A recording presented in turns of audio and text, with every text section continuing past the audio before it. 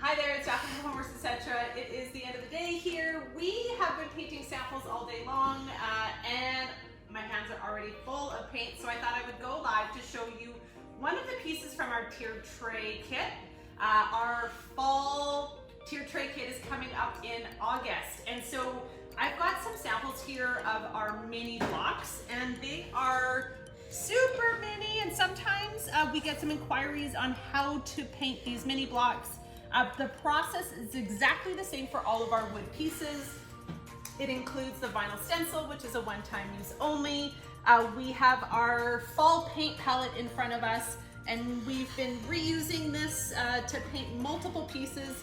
If you can imagine, our planning has already gone into Christmas, so it might be a bit early for some of you. I know we're just starting to enjoy the summer, but I thought it would be a great opportunity to showcase how we paint our samples here.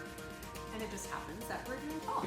So our little mini blocks that you get, it's 3 little stacking pieces. It's the same as our book bundle. Those pieces are a little bit larger, but the depth of it is still the same. So as you can see, they are a little bit rough. All of our kits come with the 400 grit sandpaper. And so it's super important too that you look at your pieces. If you think they're a little bit too rough, then you can just give it a little bit of a sand. It makes all the difference, and you can see there's a little bit of discoloration as well. And the edges are where we're gonna be stenciling. So that's the most important part, is just to make sure that the surface is super smooth. So we do try to prep the pieces for you, but again, this is a DIY kit, and so we do leave a lot of the details to our DIYers. So for the time being, I'm just gonna show you the one side, and you can see the difference between one that's been sanded and one that hasn't. It does make all the difference just sanding your piece. And this rule applies to anybody who's furniture refinishing as well.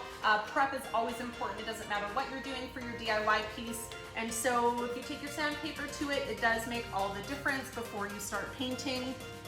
But in saying that, we always recommend sanding in between coats as well. We're using our brushes from our premium paintbrush kit. And I always paint the edges first, just because it's easier to hold the wood piece.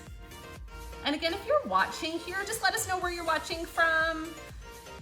If you have any comments, feel free to leave that in the comment box as well. We're happy to reply to any of your questions. So you can see it's super easy. The underside has a little bit of paint on it. Usually we are painting on our canvas. Today we've been using craft paper. As you can see the sample marks, there are some paint lines that it leaves. And if you have too much paint on the bottom, it will stick. So we want to just wipe all the excess off, and you can see a little bit of paint goes a long way. So less is best, just a super thin coat. So that's how we base coat all of our pieces. Once that's done, you take the 400 grit sandpaper and you sand it smooth to the touch. You can add a second coat of paint, and the second coat is a lot more darker, and you can see a lot more solid too. So this is 2 coats of our rustic orange. You can see the difference between that's our first coat and that's our second coat. And even on the edges, you can see the difference too. So that first coat didn't get a really good coverage. The second coat is dry to the touch now, so I did paint that ahead of time. And again, before I apply the stencil, I'm gonna sand it again. So super smooth. I noticed a huge difference. So sanding in between coats, anytime you add paint to wood, it does raise the grain. So do make sure you make that extra step in just sanding the sides. It makes all the difference with stenciling. So I'm just gonna quickly show you. Yeah, I'm a tactile person too, so you can feel the difference. I just wanna make sure it's really smooth. On our pieces of sandpaper, they come like this in your kit. I always tend to fold them in half. It just makes it a lot firmer. For the orange, you can see the orange is on that side. If you're painting a lighter color, you can use the other side. If you're afraid that there's gonna be some color transfer there at all. And my hands are all wet, full of orange paint. Now, if you want to distress your wood pieces, you would just sand the edges a little bit more. Creates a little bit more of a rustic look. So that is smooth to the touch. In our kits, you'll get your little mini blocks in a stencil, all 3 stencils, but they're kind of blocked together. So it's much easier if you cut those stencils and apply them individually. There you go. So this one says homegrown 5 miles, but we joke about it saying homegrown smiles. So you can rub the top just to make sure that the stencil is applied. I'm going to make this one the lighter color. That's linen and rustic orange. Again, part of our fall paint palette. And I'm gonna peel the backing off. And then I like to line it up by leaving the stencil sticky side up and then taking my wood block and lining it up. So you can see that the stencil is the exact same size as the wood block. So it makes it easier to line it up. So, I mean, there might be a little bit of a hairline there that's not covered, but you can use that transfer tape just to cover it up. And so I'll just try to get through this here for you guys. And again, if you have any questions, feel free to post them on the comments.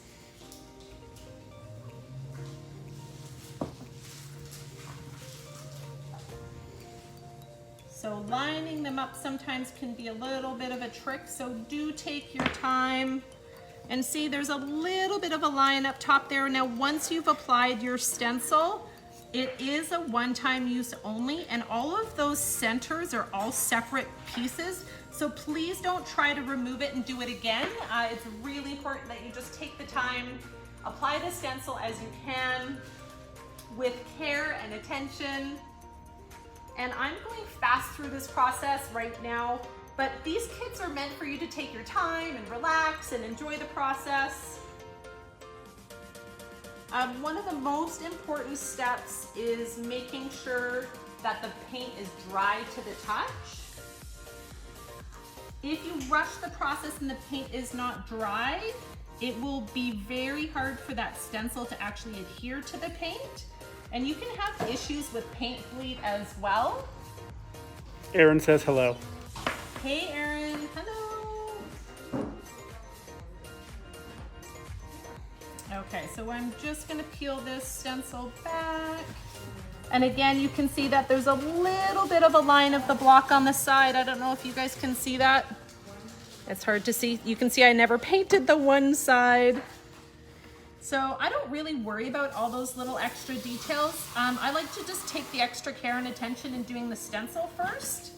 And you can always go back and paint that after. Now these are stacking blocks, so you're not even gonna notice. This little tiny brush is also in the premium brush kit, which comes in the kit as a first time buyer. Also the subscription boxes, you get these kits, the premium brush sets, about every 3 months. So do keep them. They have lots of wear in them. And they're great to wash and reuse. So you can see this fall paint palette comes with the 1/4 inch paint. There's a lot of paint in there. And I only need to just get the end of the bristles full of paint. I'm wiping all the excess off. Paula says hi. Paula? Paula, yeah. Paula! Hi, Paula! Awesome. So we are I'm using the little tip there because it's narrower. And as you can see, I hardly need any paint. You can even go in a circular motion. That helps. But you can see it's really just discoloring the wood. There's no extra paint on there. So less is best. Oh, I better get the right color paint. Dipping your brush into the wrong color can be a faux pas.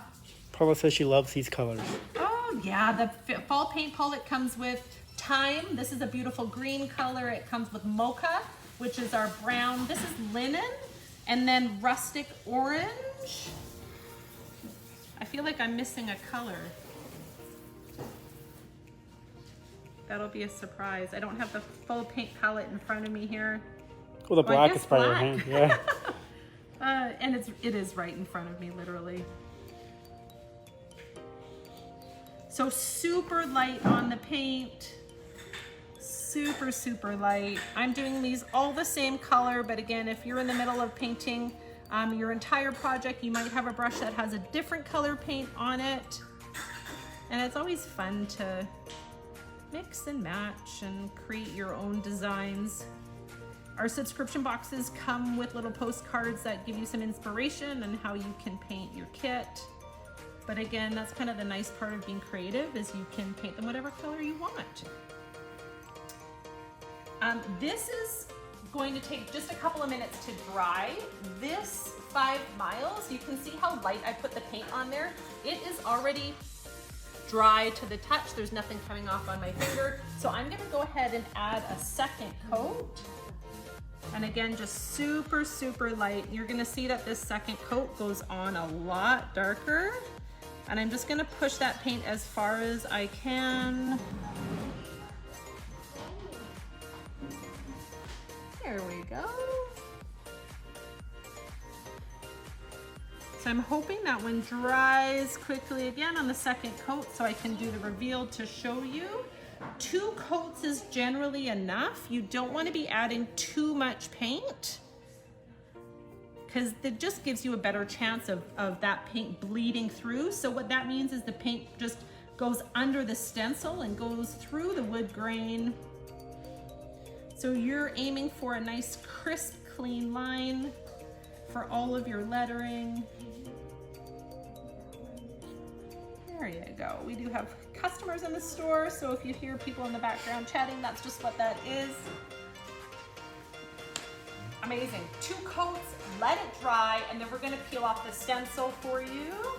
So it'll just wait another minute or so. Our subscription boxes come out monthly. So this month is our honey, bee, and sunflower set. August 1st is fall, and then we run into this August to December. Especially our deluxe boxes are filled with just some beautiful decor to accessorize. So if you like to decorate for the seasons and you love to DIY, then this is something that you might be interested in. We can post the link below. You may have seen our kits in the past. And I just want to show you really how easy it is just to follow the step-by-step instructions. Again, it's not for you to rush through. Really take your time, wait for your paint to dry, apply your coats. Now that we can socialize a little bit more with our friends and get together, it's super fun to do with a friend as well. I know we've done some Zoom calls, and it's just really nice just to take that time to create. You can see that those extra little bits and pieces, they just pull right off. Again, this is transfer tape. It is all garbage after, and that's already dry.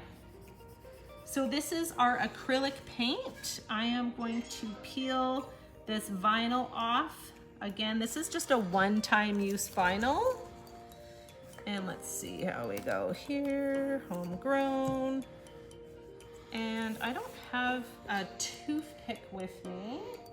Let's see what I can find. Oh, thanks, Ethan. He found it. Oh, look at that one. No centers. 5 miles. Let me just... So those lines are super crisp. You can see how very little paint, and these toothpicks are just enough just to lift that vinyl. Peel that off. So I hope you found this tutorial helpful. And again, these vinyl stencils are just a one-time use only. And you can just stack them up. Super cute for your tier tray, a fun accessory.